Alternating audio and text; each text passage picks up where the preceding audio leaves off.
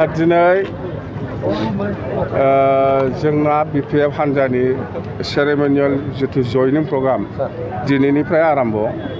दिनै प्रथमाव फासनि सेरफां आरो रौता समष्टि मोननैजों ज' जानानै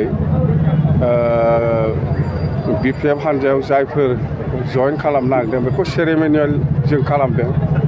बिजेपिनि गोबां दङ आरो इउपिपिएलनिबो दं आरो कंग्रेसनिबो दङ। बे मोनथाम हान्जानि गोबां मावथि कर्मिफ्रा जोंनि बिपिएफ हान्जायाव हाबनायखौ जों दिनै रौता समष्टि आरो फासनि सेरफां समष्टियावबो 1000निबो बारा जयनिं खालामदों। आरो नैबेहाय दा भैरबकुन्द, हरिसिङा आरो धनस्रि बे मोनथाम समष्टि लोगो नांनानै बिजेपिनि कर्मियाथ' जेनेबा 130 जन, ओमफ्राय इउपिपिएल हिसाबै मथथे 1000 एबाब दिनै इउपिपिएल, बिजेपि आरो बै भटार पार्टि मिलायनानै 1000 एबाब जोंनि बिपिएफ हान्जायाव जयनिं जाबाय। दा जों बेखौनो आसरित मोन्दों, जोंहाथ' दा बिपिएफआ सरकार गैया। सरकार गैयैयावबो मिथिखासेयावबो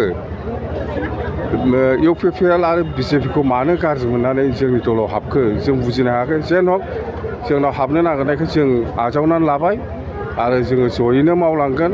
जेब्ला सरकार फैयो जों खोथा होदों जे नोंथांमोना मा समस्यानि सायाव समाधान खालामजानो लुबैयो बा नोंथांमोना मा अभाब गोग्लैदों रायजोनि जानानै बेफोरखौ जोङो समाधान खालामनानै होगोन।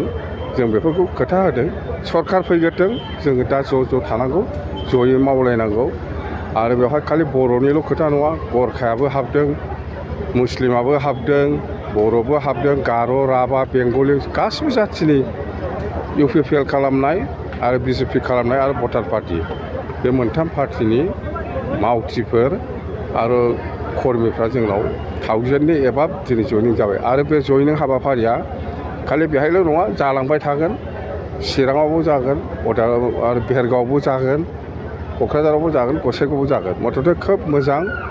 आं आसा खालामदों फैगौ समनि जिथु निर्बाचन इलेक्सन बेवहाय बिपिएफ हान्जाया साक्सेस जागोन। बिपिएफआ हा राननानै हिसाब गैयै हाजार बिगा बिपिएफआ हा रानबोदों आरो फैगौ गोदान सरकार जागोनावबो आरो हा रानबावगोन। इउपिपिएलआसो हाखौथ' राननायाथ' बाद हो, हा माबा खालामनायखौनो बन्द' खालामदों बिसोर, रेजिस्टार खालामनायखौनो बन्द'सो खालामनानै दंबावो। बिसोरलाय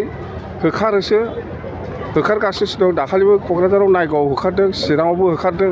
बिसोर हा फाट्टा बबेहाय मोनसे प्रमान होथों बिसोरो हा फाट्टा होनाय।